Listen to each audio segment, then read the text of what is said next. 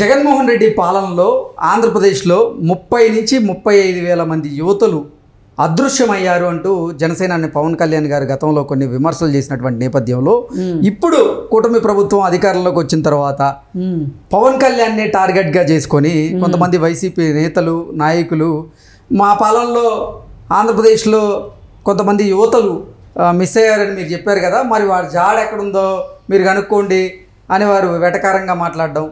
ఒక 10 రోజుల క్రితం విజయవాడకి చెందినటువంటి ఒక మహిళ ఉప ముఖ్యమంత్రి పవన్ కళ్యాణ్ గారిని కలవడం, నా కూతురు 9 నెలల క్రితం మిస్ అయింది, మేము 9 నెలల క్రితమే కంప్లైంట్ చేశాం, కానీ 9 నెలల నుంచి పోలీసులు ఎటువంటి చర్యలు తీసుకోలేదు, ఈ కేసు ముందుకు సాగలేదు అంటూ జనసేనాని పవన్ కళ్యాణ్ దృష్టికి తీసుకువెళ్ళడం, ఆయన అధికారులుగానే హెచ్చరించడంతో అధికారులు కూడా ఆ అమ్మాయి మిస్ అయిన అమ్మాయి జాడ కనుక్కున్నారు. జమ్మూలో ఉంది ఆ అమ్మాయి అన్నట్లుగా జాడ కనుక్కొని ఆ అమ్మాయిని ఆంధ్రప్రదేశ్కి తీసుకొచ్చేటువంటి ప్రయత్నం కూడా చేస్తూ ఉన్నారు.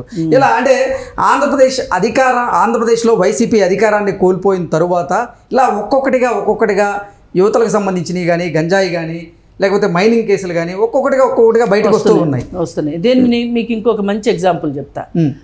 ఇప్పుడు రాష్ట్రం అంతా ఒక గాలి వీసింది, కూటమి గాలి వీసింది. వైసీపీకి 11 సీట్లే వచ్చినాయి. ఇప్పుడు వాళ్ళకి 11 సీట్లు వచ్చినాయి అనేదాన్ని నాకేం బాధలేదు. కానీ ఈ 11 సీట్లలో ఒక సీటు జగన్మోహన్ రెడ్డిది, సిట్టింగ్ సీఎంది, అట్లా ఇంకొన్ని కీలకమైన స్థానాలు కొన్ని ఉన్నాయి. కానీ గమ్మత్తుగా పాడేరు, అరకు 2 సీట్లు వైసీపీ గెలిచింది. అవును, ఎందుకు గెలిచింది అనుకుంటున్నారు? అక్కడ ప్రజలకి జగన్మోహన్ రెడ్డి ఉపాధి కల్పించటము అనే మాటని పక్కన పెట్టేసి, మీ ఇష్టం మీరు గంజాయి పండించుకోండి, మీ మీద కేసులు ఉండవు, మిమ్మల్ని ఎవరు ఇబ్బంది పెట్టరు, అధికారులు చెక్కింగ్కి రారు, మీ దగ్గర గంజాయిని మేము ఖచ్చితంగా కొనుగోలు చేస్తాం అనే ధైర్యాన్ని అక్కడ రైతులకు ఇవ్వబట్టే వాళ్ళందరూ కూడా మళ్ళీ జగన్మోహన్ రెడ్డి కనుక రాకపోతే వాళ్ళకి ప్రపంచంలో ఏం జరుగుతుందో వాళ్ళకి పట్టదు కదా. కాబట్టి వాళ్ళు ఖచ్చితంగా జగన్మోహన్ రెడ్డి మళ్ళీ గెలిపించుకోవడానికి కారణం ఇది. అంటే ఆ 2 ప్రాంతాల్లోనే గంజాయి ఎక్కువ పండుతుంది మనకి. అంటే గతం నుంచి కూడా వాళ్ళు కాంగ్రెస్ పార్టీకి అలాగే వైఎస్ఆర్సీపీకి సపోర్ట్ చేస్తూనే ఉన్నారు కదా మేడం. నేను ఎప్పుడు ఎంత సపోర్ట్ చేస్తాననేది కాదు, ఈ 5 ఏళ్లలో గంజాయి సాగు ఎంత పెరిగింది. ఓకే, ఇప్పుడు ఈ 5 ఏళ్ల క్రితం అరకులో కాఫీ గింజలు పండించారు. అప్పుడు చంద్రబాబు నాయుడు ఉన్న టైంలో ఒక బ్రాండ్ వాల్యూ తీసుకొచ్చారు అరకు కాఫీ అని. మొన్న కూడా ఎందుకు ప్రధాని మోదీ గారు చెప్పారు కదా వాటిని అంటే ప్రోత్సహిస్తూ బ్రాండ్ అంబాసిడర్ లాగా బిహేవ్ చేశారు. ఓకే, అయితే మరి అలాంటిది ఇప్పుడు కాఫీ ఎంత పండుతుంది, గంజాయి ఎంత పండుతుంది? వాళ్ళు ఏంటంటే అక్కడ అమ్మో ఈ ప్రభుత్వం కనుక మళ్ళీ రాకపోతే, మనకి ఈ పంటలు లేకపోతే మన వ్యాపారాలు ఏమవుతాయి? ఇప్పుడు ఏ వ్యాపారికి ఆ వ్యాపారికి ఏముంటుందండి, వ్యాపార దృష్టి ఉంటుందిగా. నాకు 4 రాళ్ళు రావాలని కోరుకుంటాడు, కానీ నేను చేసేది చెత్త పని, ఈ చెత్త పనిని ప్రభుత్వం చూసి అప్పటికప్పుడు అరెస్ట్ చెయ్యాలి, ఇట్లా వ్యాపారస్తుడు కోరుకోడు కదా.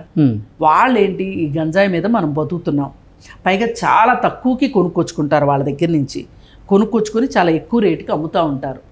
ఇప్పుడు ఎక్కడన్నా చూడండి, భారతదేశంలో ఎక్కడ గంజాయి పట్టుబడినా అది ఆంధ్రాదే అనేది రికార్డ్స్ చెప్తున్నాయి, నేను చెప్పటం కాదు. అసలు గంజాయికి అడ్డా ఆంధ్రప్రదేశ్ లాగా మారిపోయింది. ఈ మారిపోవటం వెనకమాల అంత అక్కడ పండుతుంది అంటే ఆ ఒక్క 2 ప్రాంతాల మీద మీరు శ్రద్ధ పెడితే పంట ఆపలేరా అండి? ఇప్పుడు నేను ఇంకో మాట కూడా చెప్తా. 30,000 మంది యువతులు తప్పిపోయారు అని చెప్పి మోడీ పవన్ కళ్యాణ్ చెవులో చెప్పకపోతే, ఆ రోజు సెంట్రల్ గవర్నమెంట్ నుంచి వచ్చిన ఇన్ఫర్మేషన్ అని అన్నాడు కదా పవన్ కళ్యాణ్ కూడా, నేనేం దాన్ని తప్పు పట్టట్లా. కానీ మరి మీరు చిటుక్కుమన్నా కనుక్కునేంత శాస్త్ర పరిజ్ఞానం మాకుంది, విజ్ఞానం మాకుంది అని కోతలకు వస్తారు కదా. అంటే దేశ సరిహద్దుల్లో ఏం జరుగుతుందో మాకు తెలుసు, మేము ఒక్కళ్ళు కూడా లోపలికి చొరబాటుదారులను రానివ్వట్లేదు, వాళ్ళ మీద ఉక్కుపాదం మోపుతున్నామని మోడీ గారు అంటాడు కదా. మరి ఇంత శాస్త్ర సాంకేతిక పరిజ్ఞానం ఉన్నోడు ఒక్క 2 ప్రాంతాల్లోనే గంజాయి పండుతుంది అన్నప్పుడు అక్కడ ఎందుకు ఉక్కుపాదం మోపలేదు? ముక్కుపాదం మోపేలాగా జగన్మోహన్ రెడ్డిని ఎందుకు ప్రశ్నించలేదు? ఇప్పుడు గంజాయి అంటే అదేం చిన్న విషయం కాదు కదా, ఎంత పెద్ద వ్యవహారం అది. అది ఇల్లీగల్ కదా, చట్ట వ్యతిరేకం కదా. మరి చట్ట వ్యతిరేకమైన దాన్ని మీరు ఎట్లా ప్రోత్సహించారు? 30,000 మంది అదృశ్యం అవుతుంటే పవన్ కళ్యాణ్ చెవిలో చెప్పటం కాకోకుండా జగన్మోహన్ రెడ్డిని మీరు ఆదేశించే హక్కు ఉంది కదా, మీకు నిర్దేశించే హక్కు ఉంది కదా, మీరు ఎందుకు చెప్పలేదు? అంటే రాజకీయ నాయకులు మీరందరూ కలిసి ఒక వింత నాటకం ఆడుతున్నారు. ఇది రాజకీయం చేసేసారు సమస్యని. ఇవాళ ఈ సమస్య రాజకీయ సమస్య కాదండి, ప్రజల సమస్య. మీ రాజకీయాలు తగలడిపోను, ఇవాళ కాతే రేపు ఉంటాయి. సమస్య వల్ల రాజకీయ నాయకులు కాదు ఇబ్బంది పడుతుంది, సామాన్య ప్రజలు. ఎన్ని అసాంఘిక కార్యక్రమాలు జరుగుతున్నాయి ఈ గంజాయి వల్ల, ఎన్ని అక్రమాలు జరుగుతున్నాయి, మహిళలు ఎంత ఇబ్బంది పడుతున్నారు. దీనికి అబ్బాయిలు జీవోత్సవాల్లాగా అయిపోతున్నారు. ఒక 18, 16, 17 సంవత్సరాల మైనర్ బాలురు ఇవాళ నిన్న హైదరాబాద్లో ఒక కేసు విషయంలో 10 మంది అబ్బాయిల్ని అరెస్ట్ చేశారు. ఆ 10 మంది దాదాపు పనిపాట లేని జులాయిలు, మైనర్ బాలురు, గంజాయి సేవిస్తూ ఆ మత్తులో వాళ్ళు చట్ట వ్యతిరేకమైన పనులు చేయటం కాకుండా ఆ అమ్మాయిలకి గంజాయి ఇచ్చి వాళ్ళని ఆ గంజాయి మత్తులో వీళ్ళు అత్యాచారాలకు పాల్పడుతున్నారు. ఒక అమ్మాయి మీద సుమారు 10 మంది అత్యాచారం చేస్తుంటే ఇప్పుడు ఆ అమ్మాయి గర్భం దాల్చింది. ఈ గర్భానికి కారణం ఎవరో కూడా తెలియదు. ఎంత దుస్థితి అండి ఇది. ఇంత చేసే అమ్మాయి వయసు ఎంత? 13, 14 సంవత్సరాలు, మైనర్ బాలిక. అమ్మాయికి ఏం తెలుసు, ప్రపంచం ఏం తెలుసు అసలు? ఇవాళ తల్లులు మొత్తుకుంటున్నారు ఈ ఆడపిల్లల్ని కాపాడుకోవటం ఎట్లా అని. ఆ ఆడపిల్లల్ని కాపాడుకోలేకపోతున్నారు. ఎందుకంటే మధ్యతరగతి మహిళలన్నా ఇంట్లో ఉండే అవకాశం ఉంటుంది, వాళ్ళు హోమ్ మేకర్స్గా ఉండే అవకాశం ఉంటుంది, గృహిణులుగా. కానీ పనిపాటలు చేసుకునే వాళ్ళు ఆడపిల్లల్నే కాపాడుకోవాలా, వాళ్ళ పొట్టకూటికే సంపాదించాలా?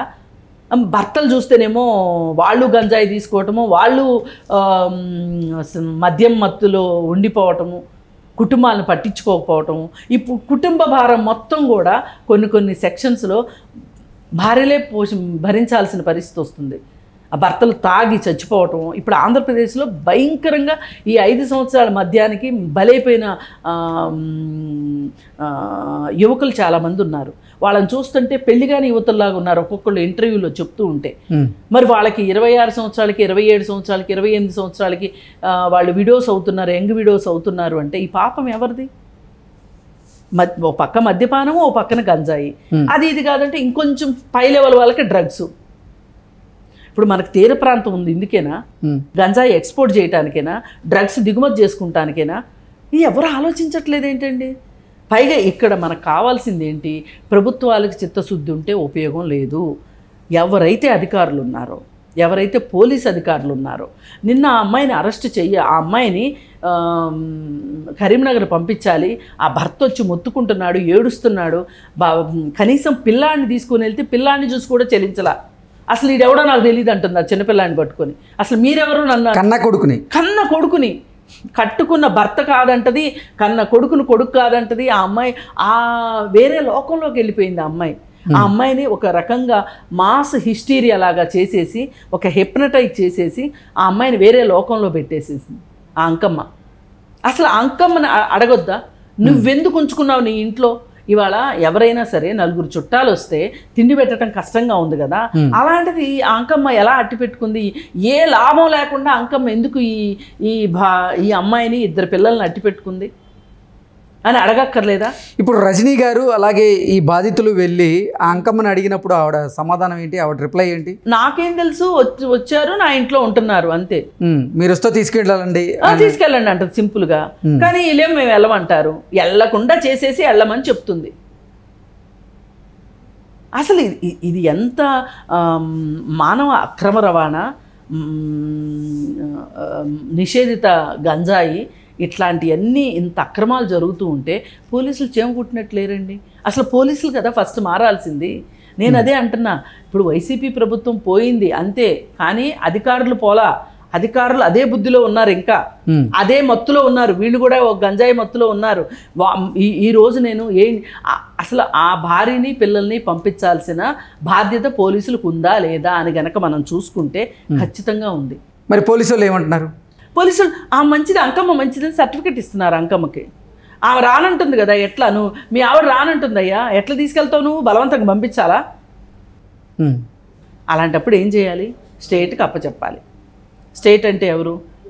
ఆంధ్రప్రదేశ్ ప్రభుత్వానికి అప్పచెప్పాలి వాళ్ళని. అంకమ్మ ఇంట్లో ఎందుకు ఉంటుంది అసలు? అంకమ్మ ఇంట్లో ఉండటానికి వీలు లేదు.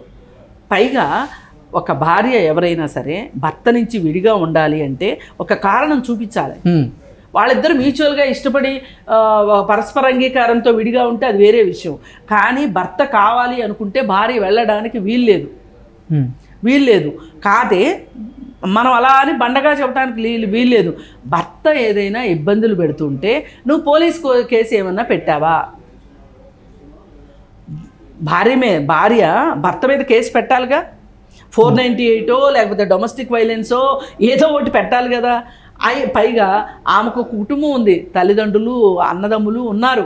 వాళ్ళింటికి వెళ్తుంది. కానీ కష్టం వస్తే ఎవరో తెలియని అంకమ్మ దగ్గరికి ఎందుకు వచ్చి ఉంటుంది అని ఒక చిన్న కామన్ సెన్స్ పనిచేయట్లేదు. ఒక తర్కం లేదు, కామన్ సెన్స్ లేదు, ఏమీ లేదు. చట్టం అంటే ఏంటండి? లా అంటే నథింగ్ బట్ కామన్ సెన్సే. ఇప్పుడు మీకు నాకు అర్థమవుతుంది, ఆ పోలీసులకు ఎందుకు అర్థం కాలేదు చెప్పండి?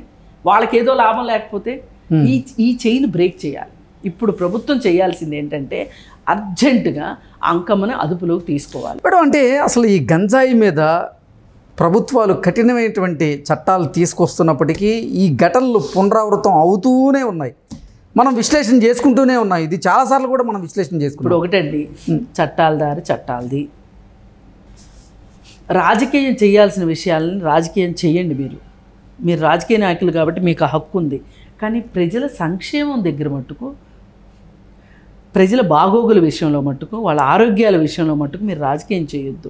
అన్ని రాజకీయ పార్టీలు ఒకటే మాట్లాడండి. ఇక్కడ ఇప్పుడు వైసీపీ పార్టీ కావచ్చు, తెలుగుదేశం పార్టీ కావచ్చు, కమ్యూనిస్ట్ పార్టీలు కావచ్చు, లేదు అధికారంలో ఉన్న తెలుగుదేశం, జనసేన పార్టీ వీళ్ళు కావచ్చు, అందరూ ఒక మాట మీద రావాలి. ఇట్లాంటి విషయంలో మన భవిష్యత్ తరాలను ఎలాగా చేసుకునేది అని. గంజాయి మీద కుపదం మోపాలి అంటే అందరూ కలిసి రావాలి. సరే, వాళ్ళు 11 మందే ఉన్నారు కాబట్టి వాళ్ళకి అసలు ప్రజా సమస్యలతో పని లేదు అనుకుంటే కూడా వాళ్ళని వదిలేయండి. మీరెందుకు చెయ్యరు? అధికారులను ఎందుకు క్లాస్ పీకరు? అధికారులకి మార్చండి, అక్కడి నుంచి అధికారులను షఫ్లింగ్ చేయండి. ఈ చైన్ బ్రేక్ అవుతుంది. ఇది ఒక పెద్ద వటవృక్షంలాగా అయి కూర్చుంది. దీన్ని బ్రేక్ చేయాలా అక్కర్లేదా? దానికి వేళను కత్తిరించండి. అంటే ఎక్కడి నుంచి ఎవరెవరు దీనికి కనెక్టింగ్ పీపుల్ ఉన్నారో వాళ్ళని కట్ చేస్తే అవుతుంది కదా. అంటే దీనికి కావాల్సింది ఏంటంటే చిత్తశుద్ధి. వీళ్ళకి మహిళల మీద కావచ్చు, వీళ్ళు ఏంటంటే ఏం ఆలోచిస్తున్నారంటే మహిళలు అనగానే వీళ్ళు ఏదో సమాజంలో వేరు అనుకుంటున్నారు. ఈ మహిళే ఒక కుటుంబంలో ఉంటుంది. ఇప్పుడు అతను ఎందుకు కరీంనగర్ నుంచి భార్య కోసం వచ్చాడు? భార్య కావాలనుకుని వచ్చాడు కదా. సరే, పోతే పోయింది అని ఇంకో పెళ్లి చేసుకోవచ్చు. అతను ఎందుకు వచ్చాడు? అతను తన పిల్లలు ఉన్నారు, భావించాడు కాబట్టి భార్య అమ్మ మీ చదువులు పాడైపోతున్నాయి అని ఆక్రోశిస్తున్నాడు. ఇప్పుడు ఆ పిల్లలకి చదువుకోవాల్సిన నిర్బంధ విద్య చదవాల్సిన అవసరం అయితే ఉంది కదా. ఇవేవి పోలీసులకి సెన్సిటైజేషన్ లేదు. ఇప్పుడు ఆ బాధితురాలు అలాగే ఆ ఇద్దరు ఆడపిల్లలు ఎక్కడున్నారు మేడం? అక్కడే ఉన్నారు, అంకమ్మ దగ్గరే ఉన్నారు. తండ్రితో రావడానికి నిరాకరించారు. అంకమ్మ దగ్గరే ఉన్నారు. పోలీసులు కొంచెం మాతో పంపించండి అంటే కుదరదు అన్నారు. అలా కాకుండా ఇప్పుడు ఈ చట్టపరంగానైనా సరే వాళ్ళని భర్త దగ్గరికి చేర్చే అవకాశం ఉంది. లేదు భర్త దగ్గరికి వెళ్ళను అన్నారనుకోండి, వాళ్ళని ఏదైనా ఒక రీహాబిలిటేషన్ సెంటర్లో అయినా పెట్టి ప్రభుత్వం బాధ్యత వహించాలి దీనికి. ఇప్పుడు వాళ్ళకి ఒక రకంగా కుటుంబం లేకుండా అయిపోయింది. ఏంటి, ఉన్న కుటుంబాన్ని కాదనుకున్నారు. అంకమ్మ కుటుంబం కాదు. అలాంటప్పుడు ఎవరు వీళ్ళని దగ్గరకు తీయాలి? ప్రభుత్వం దగ్గరకు. అవును. ఇప్పుడు ప్రభుత్వ సంరక్షణాలయాలు బోలెడు ఉన్నాయి ఆంధ్రప్రదేశ్లో.